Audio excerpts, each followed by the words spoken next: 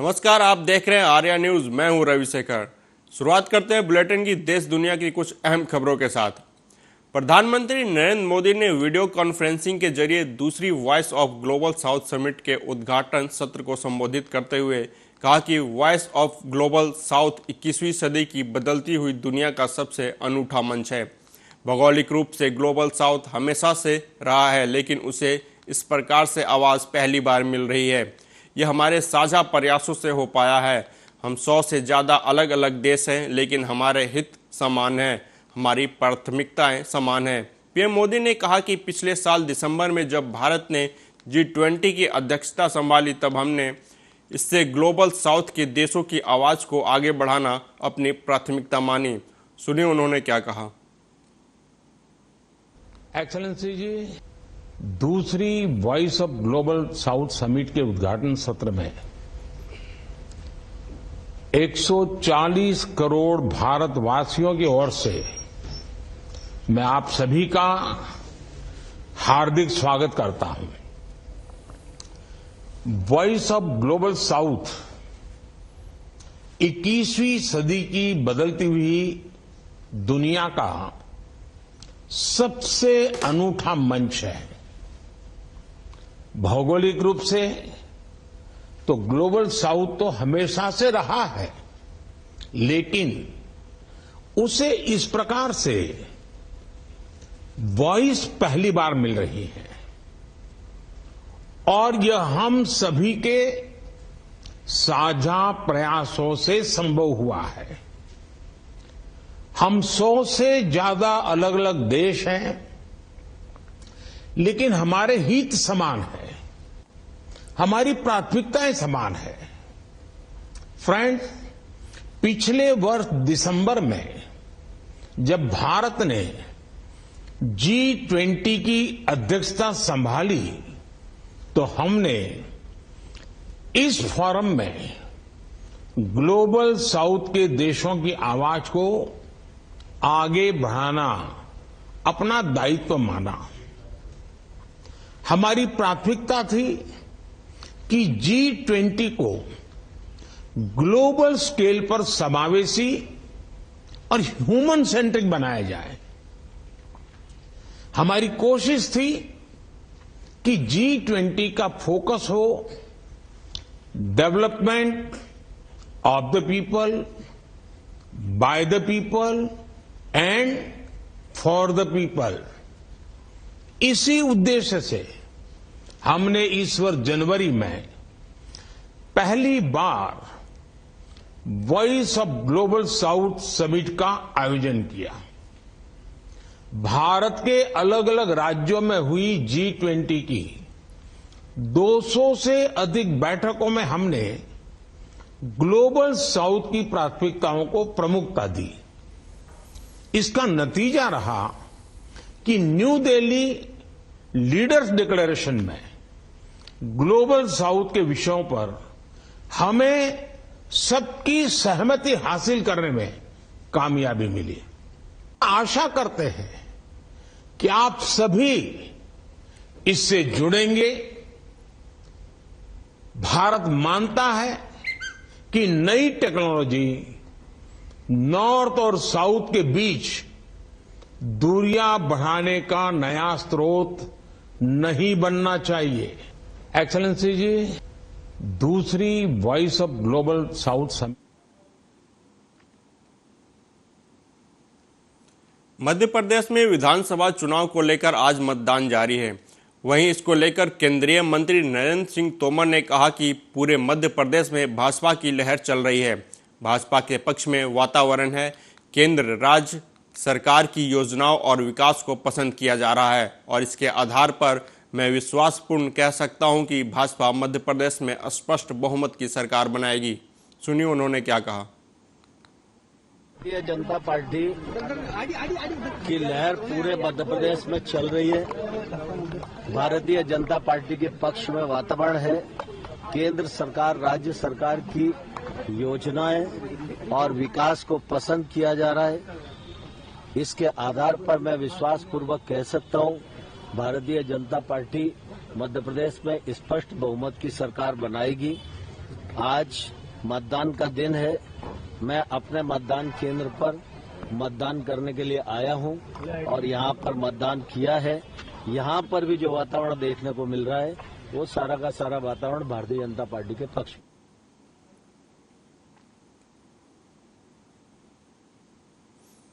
वहीं केंद्रीय मंत्री और भाजपा नेता ज्योतिरादित्य सिंधिया ने ग्वालियर के एक मतदान केंद्र पर अपना वोट डाला। सिंधिया ने कहा कि मुझे विश्वास है कि मध्य प्रदेश में जनता के आशीर्वाद के साथ बीजेपी की सरकार पूर्ण बहुमत से इस बार भी बनने वाली है।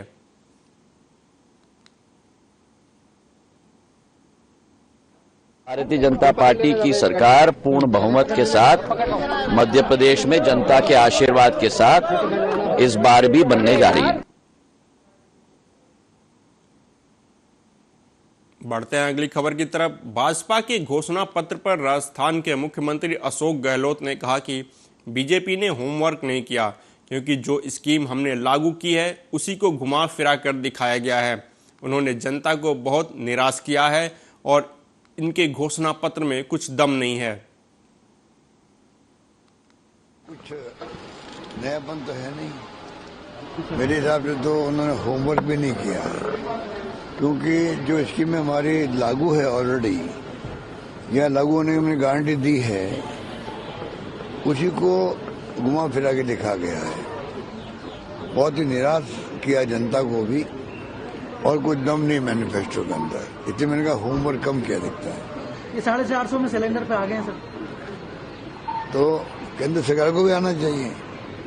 हमारे दबाव में केंद्र सरकार ने 200 रुपये कम किए पहले, अब ये 450 की बात कर रहे हैं। 450 मध्य प्रदेश में किए गए हैं, पर अब हम जो गारंटी दे रहे हैं उसमें इनका मकसद तो उज्ज्वला वालों के हैं, हम उससे आगे बढ़ गए हैं।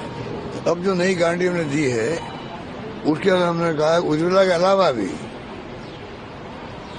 उसमें जो NFSA में लोग हैं, नेशनल फूड सिक्योरिटी एक्ट के अंदर, उन सब मिला के 1,05,00,000 लोगों को हम देंगे 500 रुपये वापस। और ये बीजेपी से चल रहे हैं अभी तक भी, ये कह रहे हैं कि अभी उज्ज्वला वालों को दे रहे हैं हम लोग। तो मेरा मतलब कि ये जो है इनका होमवर्क ठीक नहीं है और सारा पॉइंट में देखे इनके सारे पॉइंटों के अंदर कोई दम नहीं है, ये मैं कह सकता हूँ। सर आपकी जो सात गारंटियां हैं वो मैनिफेस्टो बीजेपी का जो मैनिफेस्टो है उस पर भारी पड़ेगी, जो साथ आपकी कांग्रेस की गारंटियां हैं। बिल्कुल, हमारा तो मैनिफेस्टो भारी पड़ेगा, हम खुद ही भारी पड़ रहे हैं। और ये खाली इनके पास आरोप लगाने कुछ नहीं है, इनके आरोपों का क्या जवाब देना है? भाई कुछ नयापन तो है नहीं। मेरे हिसाब से तो उन्होंने होमवर्क भी नहीं किया है, क्योंकि जो स्कीम हमारी लागू है ऑलरेडी या लागू होने की हमने गारंटी दी है उसी को घुमा फिरा के दिखा गया है।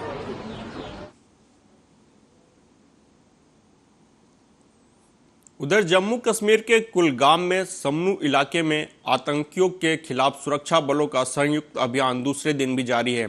सेना की 34 राष्ट्रीय rifle, 9 para elite special force unit, police और CRPF ऑपरेशन को अंजाम देने में लगे हुए हैं। फिलहाल 3 आतंकियों को ढेर करने की खबर सामने आई है।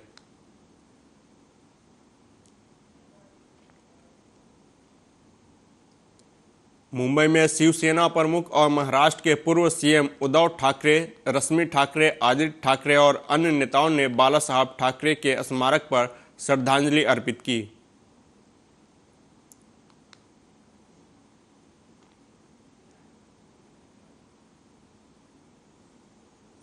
अगली खबर मिर्जापुर से है, जहां माता विंध्यवासिनी के धाम में गुरुवार की शाम पहुंचे उत्तर प्रदेश के परिवहन मंत्री दयाशंकर सिंह ने आदि शक्ति का दर्शन पूजन किया। मां के दरबार में उन्होंने आदि शक्ति से कामना की, कहा कि मध्य प्रदेश के चुनाव में प्रभारी बनाया गया था, वहां से लौटे हैं, अब MP में भाजपा की जीत के लिए मां से आशीष मांगा है और साथ ही उत्तर प्रदेश के लोगों को सुलभ, सस्ता और आरामदायक यात्रा करा सकूं, यह मां से कामना की है। परिवहन विभाग लोगों के लिए सहायक बने, यह माता रानी से आशीष मांगा है। माँ विंध्यवासिनी से हम लोग मध्य प्रदेश में भारतीय जनता पार्टी की जीत का आशीर्वाद मांगे। हम लोग अपने परिवार को सुख से शांति और समृद्धि के लिए भी आशीर्वाद मांगे। और माँ विंध्यवासिनी से हमने आशीर्वाद मांगा है कि उन्होंने आशीर्वाद दें, हमको ताकत दें कि उत्तर प्रदेश के लोगों को मैं सुलभ, सस्ता और आरामदायक यात्रा उनको करा सकूं और लोगों को परिवहन विभाग से उत्तर प्रदेश के लोगों को सहायता मिले, लोगों को चक्कर न लगाना पड़े। उन लोगों का काम ऐसे हम टेक्नोलॉजी के माध्यम से कर सकें कि घर बैठे सभी लोगों को परिवहन विभाग की सुविधाएं प्राप्त हो। ओम प्रकाश राजभर बार बार मंत्री बनने की तमन्ना कर रहा है, क्या कहना है उसके? ये हमारे राष्ट्रीय नेतृत्व का प्रश्न है और पहले भी कैबिनेट मंत्री रह चुके हैं माननीय योगी जी के सरकार में, और आने वाले में फिर भी समझो बीजेपी एनडीए के साथ हैं तो राष्ट्रीय नेतृत्व तय करेगा उनके लिए। माँ विंध्यवासिनी से हम लोग मध्य प्रदेश में भारतीय जनता पार्टी की जीत का आशीर्वाद मांगे। हम लोग बुलंदशहर में डॉक्टर से 50 लाख की रंगदारी मांगने वाले बदमाशों से पुलिस की मुठभेड़ हो गई, जिसमें पुलिस की गोली लगने से ग्रेटर नोएडा का रहने वाला बदमाश ऋषभ और सौरभ घायल हो गए।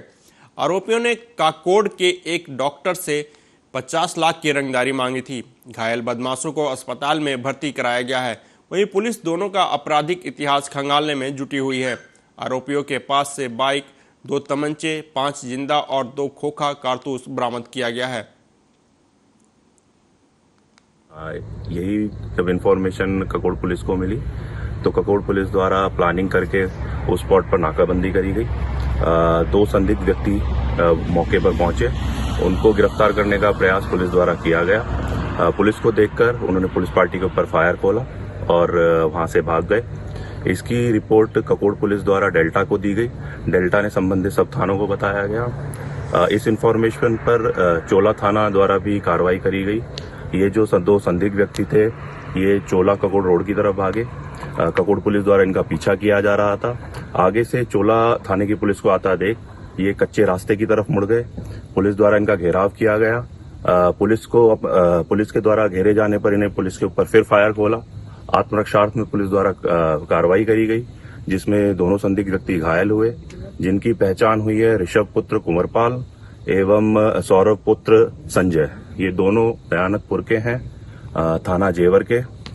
इन्हीं के द्वारा लगातार जो वादी मुकदमा है उनको धमकाया जा रहा था।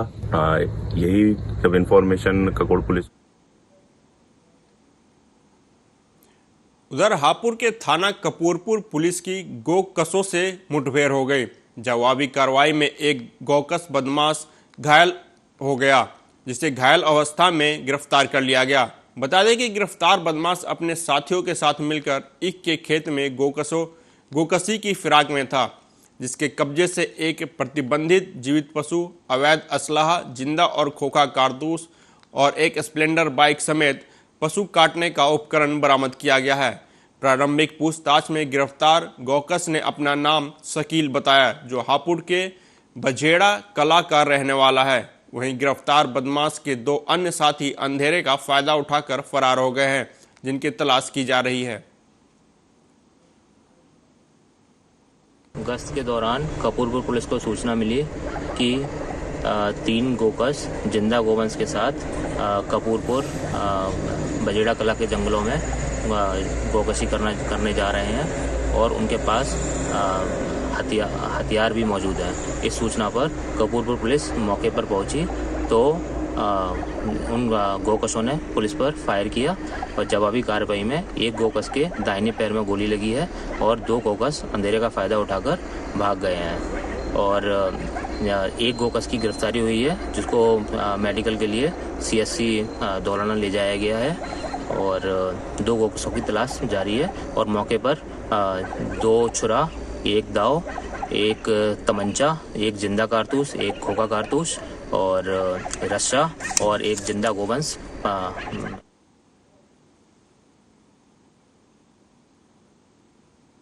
मुरादाबाद में ट्रैक्टर ट्रॉली से बच्चे को कुचलने वालों की गिरफ्तारी नहीं होने पर परिजनों ने हंगामा किया। पुलिस की कार्यशैली से नाराज परिजनों ने अधिकारियों पर 24 घंटे बीत जाने के बाद भी आरोपी की गिरफ्तारी नहीं होने पर पुलिस पर जानबूझकर ढील बरतने का आरोप लगाया, जिसके बाद रोड जाम करने की कोशिश भी की गई, लेकिन प्रशासन ने समझा बुझाकर उन्हें घर भेज दिया। हादसा करने वाले ट्रॉली और आरोपी ड्राइवर के खुलेआम घूमने पर मृतक के परिवार में गुस्सा है। बता दें कि कल ट्रैक्टर ट्रॉली से ई रिक्शा कुचलने से अमन कुमार की मौत हो गई थी। हादसे में कई लोग घायल भी हुए थे, जिन्हें फिलहाल स्वास्थ्य केंद्र में भर्ती कराया गया है। पूरा मामला थाना बिलारी के सहसपुर मिल का है।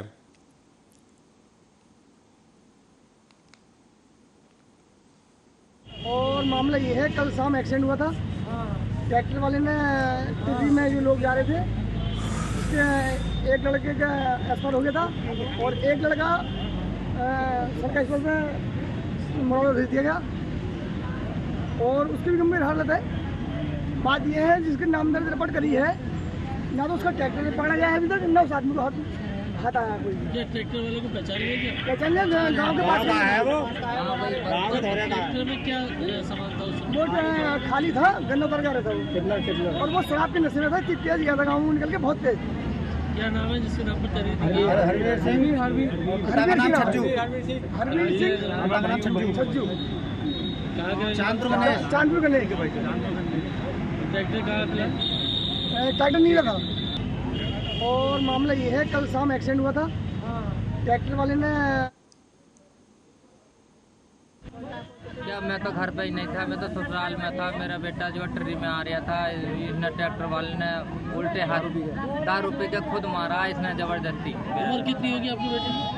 17 साल का लड़का था मेरा बेटा, हाई स्कूल में पढ़ रहा था, केपी सिंह के स्कूल में। बेटे का क्या नाम है आपके? अमन। तो आप लोग क्या चाहते हैं आप? हम ये चाहते हैं वो कोई भी मिले जो मार के गया है, वो मेरी गिरफ्तारी होनी चाहिए उसकी। चाहे कोई भी मिले, उसको ट्रैक्टर भी आना चाहिए, उसे ट्रैक्टर भी उसका जमा होना चाहिए। पर उसे बढ़ते हैं अगली खबर की तरफ। रायबरेली में प्रेमी प्रेमिका के बीच हाई वोल्टेज ड्रामा देखने को मिला, जहां प्रेमी से मिलने 35 किलोमीटर का सफर तय करके आई प्रेमिका को जब उसके एंगेजमेंट की जानकारी हुई तो सड़क पर बेहोश हो गई। किसी राहगीर की सूचना पर पहुंची पुलिस ने युवती को अस्पताल में भर्ती कराया।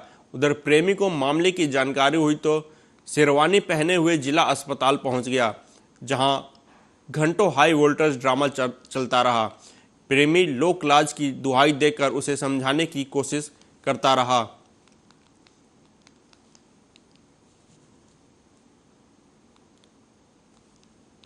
हमारे पास एक युवती पुलिस द्वारा लेके आई गई। बताया जा रहा है कि रास्ते में गिरी हुई थी, उसको पुलिस वालों ने उठा के ले आया और भर्ती करके उसका इलाज चल रहा है। क्या है स्थिति उसकी?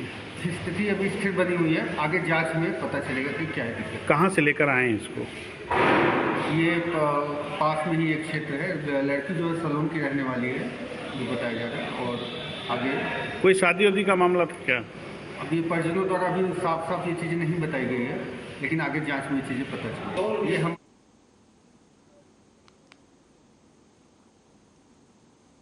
उधर रायबरेली में पक्की दीवार गिरने से 10 वर्षीय मासूम बच्चा दीवार के मलबे में दबकर घायल हो गया। गंभीर हालत में बच्चे को इलाज के लिए जिला अस्पताल में भर्ती कराया गया। मामला महाराजगंज थाना क्षेत्र के आदमपुर गांव का है, जहां बच्चा घर में खेल रहा था, तभी अचानक पक्की दीवार भरभराकर बच्चे के ऊपर गिर गई। दीवार के मलबे में दबकर मासूम बच्चा गंभीर रूप से घायल हो गया। घटना से परिजनों में चीख पुकार मच गई। ग्रामीणों की मदद से घायल बच्चे को मलबे से बाहर निकालकर नजदीकी स्वास्थ्य केंद्र ले जाया गया, जहां बच्चे की हालत को गंभीर देखते हुए उसे जिला अस्पताल के लिए रेफर कर दिया गया।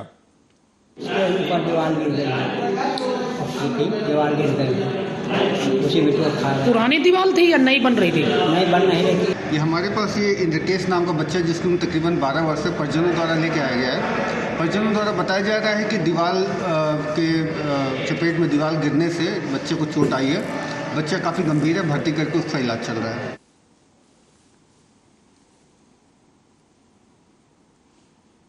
वहीं दूसरी तरफ रायबरेली में एक दर्दनाक सड़क हादसा हो गया, जहां धान काटने वाली कंबाइन मशीन ने बाइक सवार 2 लोगों को जोरदार टक्कर मार दी, जिससे एक की मौके पर ही मौत हो गई, वहीं दूसरी की हालत गंभीर बनी हुई है। मामला सलोन थाना क्षेत्र के पूरे सूबेदार गांव के पास का है, जहां राम सुंदर बाइक से अपनी साथी ओम प्रकाश के साथ घर जा रहे थे। तभी धान काटने वाली मशीन ने पीछे से जोरदार टक्कर मार दी, जिससे बाइक सवार राम सुंदर की मौके पर ही दर्दनाक मौत हो गई। वहीं दूसरा युवक ओम प्रकाश गंभीर रूप से घायल हो गया। स्थानीय लोगों की मदद से घायल को इलाज के लिए नजदीकी स्वास्थ्य केंद्र ले जाया गया, जहां उसकी हालत गंभीर होने पर उसे जिला अस्पताल के लिए रेफर कर दिया गया।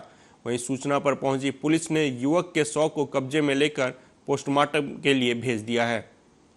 और गाड़ी चला रहे थे, सामने से आ रहे थे, पीछे से वो भी आ रहा। धान काटने वाली मशीन है ना, उसमें कटर आगे बांध के रखा था, नहीं तो एक्सीडेंट नहीं होता। ऐसे ऐसे गाड़ी चला रहा था, पूरा गाड़ी रोड लेके आ रहा था पीछे से। लगभग कितने बजे घटना है? 6 बजे घटना है।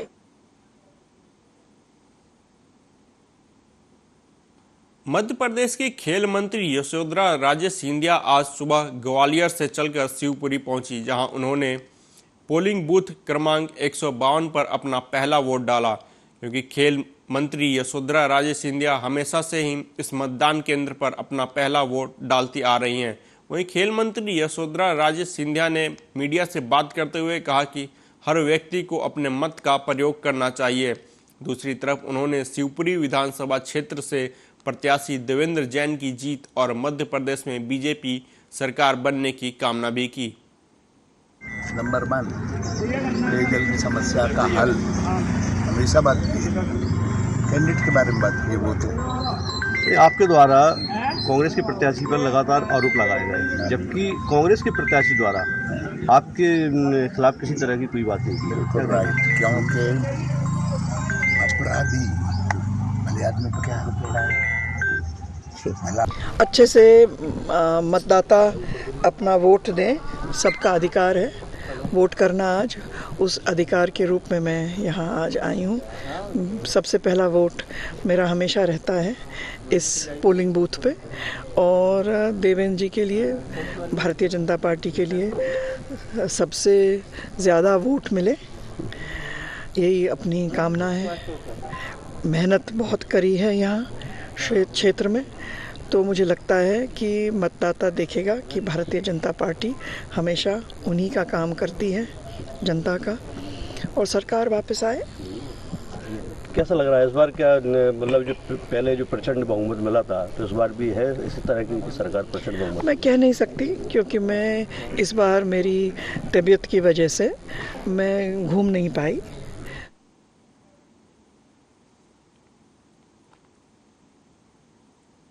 अगली खबर पंजाब से है, जहां मछुआरा की ओर से समराला की तरफ आ रहा स्क्रैप से भरा ट्रक सिविल अस्पताल समराला के सामने भयानक सड़क हादसे का शिकार हो गया।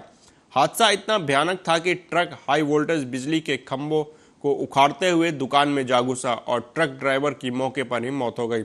हादसे के तुरंत बाद समराला पुलिस मौके पर पहुंची और जेसीबी से 100 को ट्रक से निकालने की कोशिश की, लेकिन ट्रक में फंसा 100 निकाला नहीं जा सका। इस घटना के संबंध में समराला थाने के एएसआई पवनजीत ने बताया कि हादसा सुबह करीब 3 बजे हुआ, जिसमें ट्रक ड्राइवर राणा जो धालीवाल से स्क्रैप लेकर आ रहा था, जब वो समराला के सिविल अस्पताल के पास पहुंचा तो भयानक सड़क हादसे का शिकार हो गया। उन्होंने कहा कि ऐसा लगता है कि यह हादसा ड्राइवर की आंख लगने के कारण हुई है। मौके पर मौजूद लोगों ने बताया कि हादसा सुबह करीब 3 बजे हुआ। मैं 2:45 ਵਜੇ ਲੰਘਿਆ ਇੱਥੋਂ ਗੁਰਦੁਆਰਾ ਸਾਹਿਬ ਜਾਣਾ ਮੈਂ ਸਵੇਰ ਸ਼ਾਮ ਵਾਲੇ, ਜਦੋਂ ਐਕਸੀਡੈਂਟ ਹੋਇਆ ਸੀ ਕੋਈ ਹੈ ਨਹੀਂ ਸੀ ਕੋਲ, 2-4 ਬੰਦੇ ਹੀ ਖੜੇ ਸੀ ਜਦੋਂ ਆਏ, ਤੇ ਜਦੋਂ ਹੋਇਆ ਹੋਇਆ ਸੀ ਬੜਾ ਤਾਜ਼ਾ ਹੀ ਹੋਇਆ ਸੀ ਜਦੋਂ ਐਕਸੀਡੈਂਟ ਹੋਇਆ। ਕੁਝ ਪਤਾ ਲੱਗਾ ਕਿੰਨੇ ਜਣੇ ਸੀ ਦੇ ਵਿੱਚ? ਵੀ ਉਹ ਨਹੀਂ ਪਤਾ ਲੱਗਿਆ ਵੀ ਕਿੰਨੇ ਸੀ, ਖੜ ਨਹੀਂ ਹੋਇਆ, ਮੇਰਾ ਡਿਊਟੀ ਦਾ ਟਾਈਮ ਸੀਗਾ। ਹੁਣ ਕਿਤੇ ਵਜੇ ਘਟਨਾ ਆਈ ਹੈ?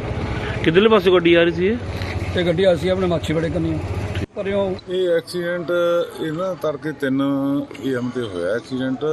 ਗੱਡੀ ਧਾਰੀਵਾਲ ਗੁਰਦਾਸਪੁਰ ਤੋਂ ਸਕ੍ਰੈਪ ਲੱਗੀ ਹੋਈ ਵਿੱਚ ਲੋਹਾ, ਤੇ ਇੱਥੇ ਹਸਪਤਾਲ ਸਮਰਾਲੇ ਸਾਹਮਣੇ ਬਿਲਕੁਲ ਉੱਥੇ ਜ਼ਿਆਦਾ ਡਰਾਈਵਰ ਦੀ ਨੀਂਦ ਆ ਗਈ ਤੇ ਗੱਡੀ ਖੰਭੇ 'ਚ ਵੱਜੀ, ਪਹਿਲਾਂ ਕਿ ਬਿਜਲੀ ਖੰਭੇ 'ਚ ਖੰਭਾ ਪੜਤਾ ਤੇ ਮੁੜ ਕੇ ਉੱਪਰ ਹਾਈ ਵੋਲਟੇਜ ਤਾਰਾਂ ਹੈਗੀਆਂ ਸੀ, ਤਾਰਾਂ ਵੀ ਲੱਗ ਗਈਆਂ ਕਿ ਸਕ੍ਰੈਪ ਤਾਂ ਲੱਗੀ ਹੈ। ਮੁੜ ਕੇ ਗੱਡੀ ਫਿਰ ਇਹ ਦੁਕਾਨ 'ਚ ਮਤਲਬ ਵੜ ਗਈ। ਜਿਹੜਾ ਗੱਡੀ ਦਾ ਡਰਾਈਵਰ ਇੱਕ ਹੀ ਇਕੱਲਾ ਵਿੱਚ ਸੀ, ਰਾਣਾ ਨਾਂ ਹੈ, ਤੇ ਮੌਕੇ ਤੇ ਜਿਹਦੀ ਮੌਤ ਹੋ ਗਈ।